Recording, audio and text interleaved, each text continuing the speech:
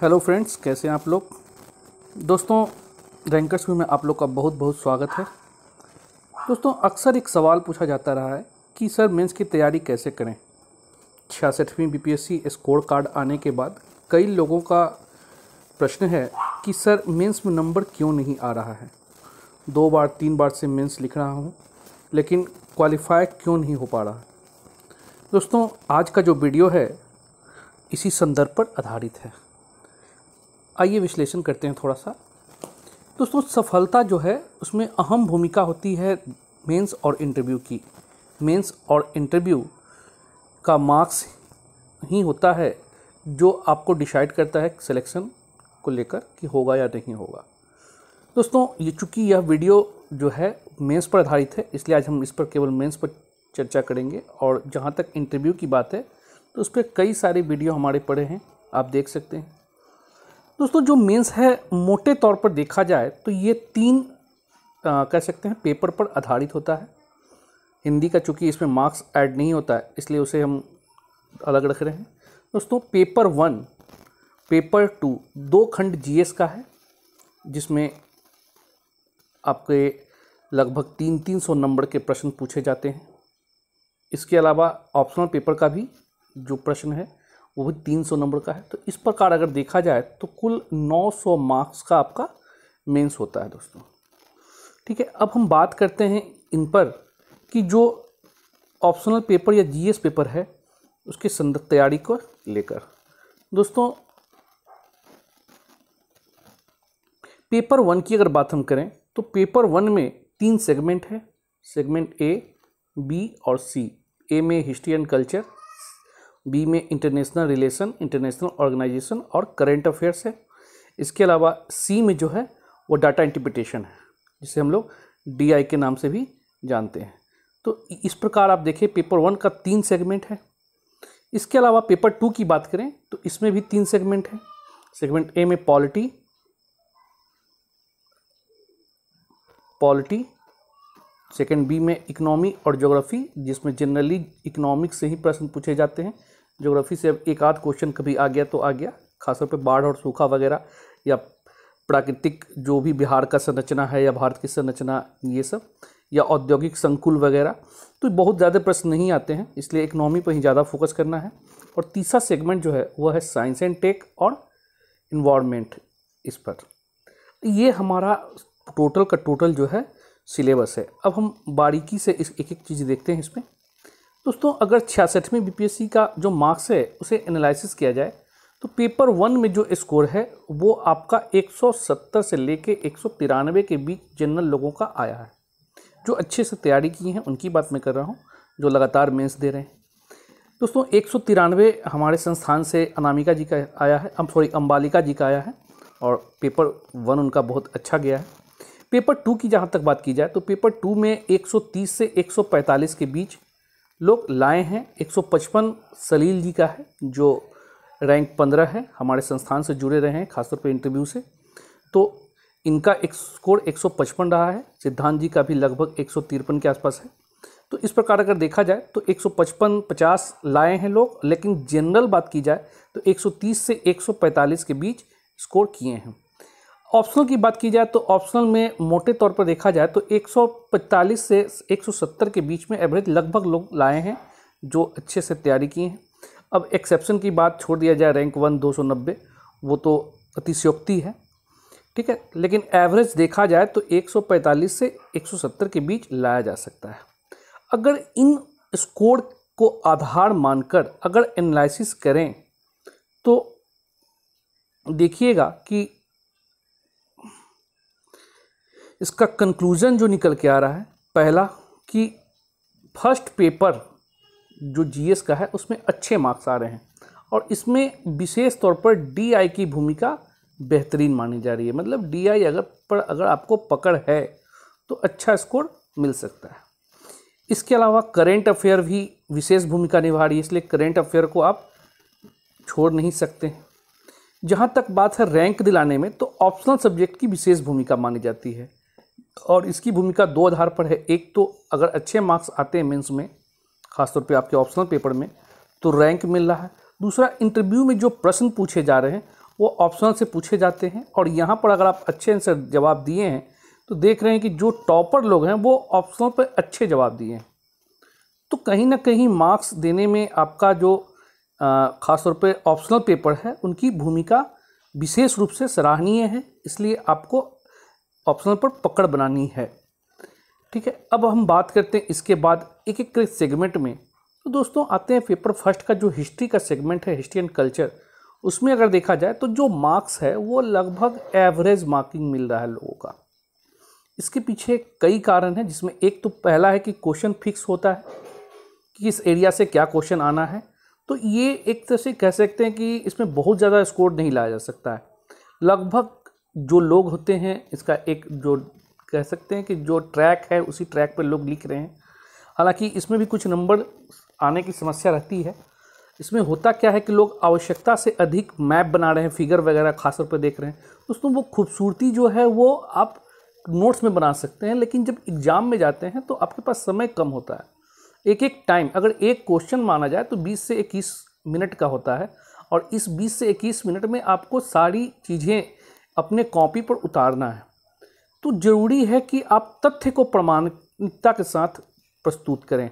ज़्यादा मैपिंग और ज़्यादा फिगर बनाने से बहुत ज़्यादा नंबर नहीं मिल रहा, तो ऐसे में आप अपने समय को किल ना करें, अपना सही स्ट्रेटजी के साथ लिखें। ठीक है, तो एक दो मैप चलेगा, बहुत ज़्यादा मैप नहीं प्रयोग करना है। और इसके अलावा दोस्तों एक और चीज़ जो मैं देख रहा हूँ कि हिस्ट्री में टेल जो प्रश्न होते हैं, टेल, उस पर फोकस लोग नहीं कर पाते हैं, और सही अनुपात में ध्यान नहीं देने के कारण भी अच्छा नंबर इसमें नहीं आ रहा है। अगर हम बात करें क्वेश्चन का, तो देखिए क्वेश्चन के साथ एनालिसिस कर ले रहे हैं कि जैसे एक क्वेश्चन है कि मौर्य कला की विशेषता को रेखांकित करें, इस पर बौद्ध धर्म के प्रभाव की भी चर्चा करें। अब दोस्तों 38 नंबर का ये प्रश्न है। अगर इसमें जो नंबर का विभाजन देखा जाए तो 20 और 18 दे सकते हैं, या 22 और 16 भी दे सकते हैं। अब बौद्ध धर्म के प्रभाव को अगर आप नहीं दिखा पा रहे हैं और मात्र 2-3 लाइन में, अगर 4 लाइन 5 लाइन में देते हैं, तो कहाँ से उम्मीद रखिएगा कि 16 या 18 में आपको 10 नंबर या 8 नंबर मिल सकेगा। तो ऐसे में होता क्या है कि आपका जो मार्किंग है वो केवल मौर्य कला की विशेषता पर ही आकलित कर लिया जाता है और उसी पर नंबर मिलता है, जिसके कारण आपके नंबर कम आते हैं। तो इसीलिए आपको ज़रूरी है कि सही अनुपात में लिखें। बौद्ध धर्म के प्रभाव को भी आप कम से कम 100, 125, 150 वर्ड तक लिखें। तो ये ज़रूरी हो जाता है कि अनुपात सही हो और टेल पर भी फोकस किया जाए। इसी प्रकार एक और क्वेश्चन की बात अगर की जाए तो 1857 के विद्रोह में वीर कुंवर सिंह की भूमिका का आलोचनात्मक परीक्षण करें। अब इसमें जो है आलोचनात्मक परीक्षण की बात जो की गई है, आधा से अधिक बच्चा तो यही नहीं पकड़ पाया, खासतौर पर नया बच्चा, कि आलोचनात्मक होता क्या है। ऐसी स्थिति में वो आंसर सही से नहीं दे पाते हैं, जिसकी समस्याएं बनी रहती है। और दूसरा होता है कि वो केवल और केवल वीर कुंवर सिंह की भूमिका का उल्लेख कर देते हैं। तो ये भूमिका का उल्लेख ठीक है, वो तो प्रश्न की मांग है, लेकिन इसके साथ आलोचना भी है। तो ज़रूरी है कि आप तथ्य को बिल्कुल प्रस्तुत करें, और प्रस्तुत जब करें तो दोनों खंड को साथ में लेके चलें। ठीक है, जो हमने बताया भी है अपना। तो आप इस प्रकार से प्रश्न को लिखते हैं तो निश्चित तौर पे हिस्ट्री में भी कुछ मार्क्स बढ़ाए जा सकते हैं। तो ये रहा हिस्ट्री के खंड का। अब हम बात करते हैं दोस्तों नेक्स्ट सेगमेंट, इंटरनेशनल रिलेशन और international organisation with current issues, जो हमारा सेकंड सेगमेंट है पेपर 1 का। दोस्तों इसके बारे में बताया जाता है कि ये जो खंड है ना, वो सबसे अधिक विविधता वाला खंड है, क्योंकि कोई यह नहीं गेस कर पाता है कि करंट में क्या क्वेश्चन पूछा जाएगा, और बहुत टफ भी माना जाता है, क्योंकि इसमें लगातार अब देखा जा रहा है कि एक छोटे छोटे पॉइंट से भी अब मेंस के क्वेश्चन क्रिएट किए जा रहे हैं। दोस्तों अगर इसमें सेफ जोन में आपको चलना है तो इसमें देखिएगा कि जो मेंशन है आपका इंटरनेशनल रिलेशन, अंतर्राष्ट्रीय संबंध और अंतर्राष्ट्रीय संगठन, ऑर्गेनाइजेशन, इस पर आपको फोकस करने की ज़रूरत है। अगर इस एरिया पे आप फोकस करते हैं तो ये आपका सेफ जोन माना जाएगा, क्योंकि इससे प्रश्न रहते ही रहते हैं। तो दोस्तों निश्चित तौर पर आप इन दोनों सेगमेंट पर तैयारी कर लें, सारे प्रश्न जो बनते हैं। इसके अलावा करेंट इशू जो शेष प्रश्न बच गए हैं, उसको जब आप नोट्स बनाते हैं तो political issues, social issues, environmental issues और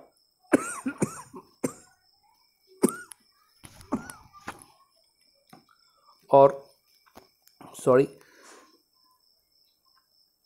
इन्वायरमेंट और इकोनॉमिकल इश्यूज को 4 अलग अलग भागों में बांटकर इसकी पूरा का पूरा जो जितने भी टॉपिक इंपॉर्टेंट हैं सारे स्केचिंग कर लें दोस्तों।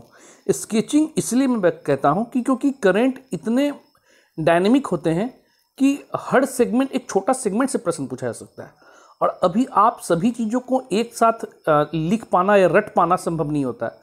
तो ऐसे में जरूरी होता है कि स्केचिंग अगर आपके दिमाग में बैठा हो तो आप वहाँ पर जाकर फ्लो चार्ट के साथ आप लिख सकते हैं। इसका तरीका भी हम लोग टेस्ट सीरीज में बताए हैं और लगातार क्लासेस वगैरह में बताते रहते हैं, और आगे भी लेकर आपके साथ वीडियो में आएंगे। तो बस अपना जो स्नेह है, जो आपका सहयोग है, उसे बनाए रखें, ठीक है। तो ये करंट का जो सेगमेंट है, आप सबसे पहले सेफ जोन का तैयार करें, उसके बाद करंट इश्यूज को सारा टॉपिक वाइज तोड़कर और उसकी तैयारी करें दोस्तों।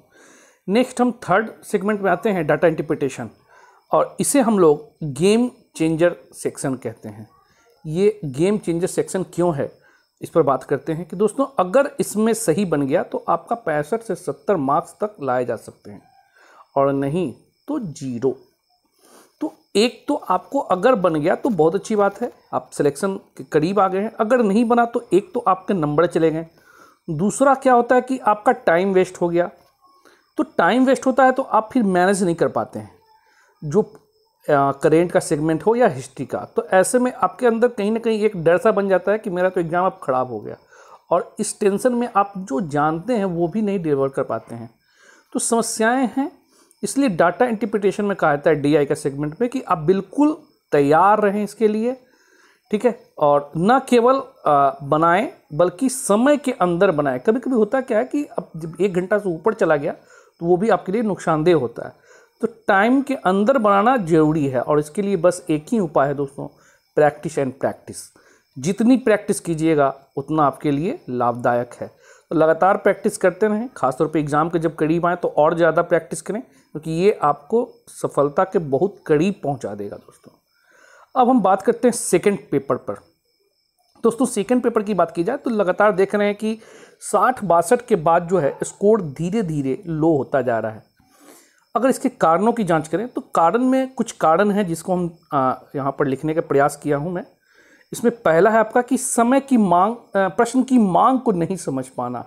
प्रश्न क्या पूछे गए हैं ये लोग समझ नहीं पाते हैं, और आंसर जब लिखते हैं तो किसी अन्य तथ्य पर लेते हैं। दूसरा है कि डाटा अपडेट नहीं हो पाना। बिल्कुल आपको हर बार जब भी आप लेने जा रहे हैं तो बजट हो, सर्वे हो, या फिर अन्य जो भी स्रोतें हैं आपके, रिपोर्ट वगैरह जो भी है, डाटा अपडेट रही है, और ये बहुत कह सकते हैं कि फ़ायदेमंद माना जाता है। इसके अलावा डायग्राम का अभाव, आंसर पॉइंट में लिखें या फिर पैराग्राफ में, यह भी एक समस्या रहती है। लोग समझ नहीं पा रहे हैं कि किसको किस पॉइंट में लिखना था, किसे पैराग्राफ में। तो ये तो बेसिक है। इसके अलावा प्रश्न को बिहार से जब जोड़कर पूछा जाता है तो बिहार से जोड़कर लोग नहीं लिख पाते हैं, ये भी एक मूल समस्या है। फिर इसके बाद प्रश्नों की सही अनुपात को भी नहीं समझ पाते हैं, और वो सही अनुपात में आंसर नहीं देते हैं, यह भी एक समस्या देखी गई है।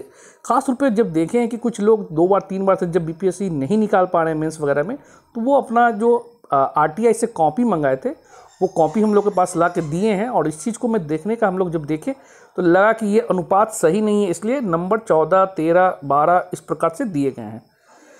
तो ये आप दूर करने का प्रयास कीजिए, और इसके लिए देखिएगा कि थोड़ा सा हम एक कह सकते हैं कि कुछ प्रश्न को लेकर भी आए हैं जिसे देखा जाए। इससे 2 प्रश्न हैं यहाँ पर। पहला है कि सूखे की समस्या, जल प्रदूषण और तीव्र उत्खनन कार्य से विशेषकर दक्षिण बिहार में आज जल संकट एक गंभीर समस्या के रूप में देखा जा रहा है। इस संकट को दूर करने में विज्ञान एवं प्रौद्योगिकी किस प्रकार सहायक भूमिका निभा सकती है, चर्चा करें। दोस्तों ये प्रश्न है, जब हम लोग टेस्ट में प्रश्न दिए थे तो लगभग लोगों ने क्या किया कि सूखे की समस्या पर ज़्यादा फोकस किया, जबकि वो प्रश्न की मांग है ही नहीं। प्रश्न है आपका, प्रश्न की जो मांग है वो आपका जल संकट, और इस जल संकट का उत्पन्न कैसे हुआ, तो सूखे की समस्या के कारण, जल प्रदूषण के कारण और तीव्र उत्खनन कार्य के कारण जल संकट हुआ। तो इस पे जल संकट फोकस करना था और इसके कारण में ये 3 बिंदुओं को चिन्हित करना था। तो समस्याएं हुई कि क्या प्रश्न की मांग को नहीं समझे और पूरा आंसर जब आया है तो बिल्कुल यहाँ पर प्रश्न उत्तर गलत लिखा गया था। इसके अलावा इस संकट को दूर करने में विज्ञान और प्रौद्योगिकी किस प्रकार भूमिका निभा सकती है, ये आपको दोनों को बैलेंस बनाकर दिखाना था, ये भी एक मूल समस्या रही है। इसके अलावा दूसरी प्रश्न की बात करें तो भारत में ऊर्जा की तीव्र बढ़ती मांग और लगातार घटते पारंपरिक ऊर्जा स्रोत ने ऊर्जा संकट की स्थिति को उत्पन्न कर दिया है। ऐसे में नवीकरणीय ऊर्जा किस प्रकार सहायक हो सकता है, आलोचनात्मक समीक्षा करें। अब दोस्तों यहाँ पर जो आपको दिखाना होगा कि भारत में ऊर्जा की तीव्र बढ़ती मांग और लगातार घटते पारंपरिक ऊर्जा स्रोत ऊर्जा संकट की स्थिति को उत्पन्न कर दिया है। क्वेश्चन है ऊर्जा संकट पर, लेकिन इसके लिए जो तीव्र मांग और लगातार पारंपरिक ऊर्जा स्रोत जो घट रही है उसको दोनों को आंकड़ों से दिखाना होगा, क्योंकि जब तक आप प्रमाणित नहीं करेंगे कि कैसे प्रति व्यक्ति ऊर्जा की मांग बढ़ रही है और उत्पादन कितना हो रहा है, एक तो ये आपको पूरा का पूरा आंकड़ा दिखाना था, दूसरा है कि लगातार जो पारंपरिक ऊर्जा स्रोत घट रहा है तो वो सभी चीज़ों को दिखाना था कि कौन कौन से पारंपरिक ऊर्जा स्रोत हैं और उनका उसका जो उत्पादन है वो किस प्रकार घट रहा है। तो ये आंकड़ों से प्रमाणित करना जरूरी था। इसके बाद नवीकरणीय ऊर्जा किस प्रकार सहायक हो सकते हैं ये देना था, और लास्ट में आलोचना भी करना था कि ये कितना सक्षम है इसे दूर कर पाने में, कहीं ना कहीं कमियां रह गई है। और लास्ट में जो आपको कंक्लूजन देना था वो पॉजिटिव देना था। ठीक है, ऊर्जा अभी उतना हम नवीकरणीय में नहीं आ पाए हैं, लेकिन हमारा प्रयास जारी है और आने वाले समय में हम नवीकरणीय ऊर्जा का महत्वपूर्ण स्रोत के रूप में देख सकते हैं या वृद्धि हो सकती है। तो इस प्रकार आपको पॉजिटिव लाइन लिख के फिर क्वेश्चन को अंत करना था। तो ऐसे में जरूरी हो जाता है कि आप प्रश्न की मांग को समझें, डिमांड क्या है, आलोचनात्मक समीक्षा करें, टिप्पणी करें, चर्चा करें, ठीक है ना, समालोचनात्मक समीक्षा करें। तो इस प्रकार के जब प्रश्न पूछे जाएंगे आपसे तो किसका क्या डिमांड है ये जानना जरूरी होता है, और तभी आप अच्छे आंसर लिख पाएंगे, और अच्छे आंसर लिखेंगे तो निश्चित तौर पे अच्छे मार्क्स भी मिलेंगे। तो ये रहा आज का विश्लेषण थोड़ा कि कैसे क्या लिखना चाहिए, और आगे फिर हम वीडियो में क्वेश्चन जो टेस्ट में होता है उसका और उसका एनालिसिस वगैरह लेकर आएंगे कि किस प्रकार लोग प्रश्न लिख रहे हैं और क्या डिमांड रहता है, नंबर क्यों आते हैं। ठीक है दोस्तों, तो आज के लिए इतना काफ़ी है, फिर हम लोग नेक्स्ट वीडियो में जल्द ही मिलेंगे। Okay, thank you.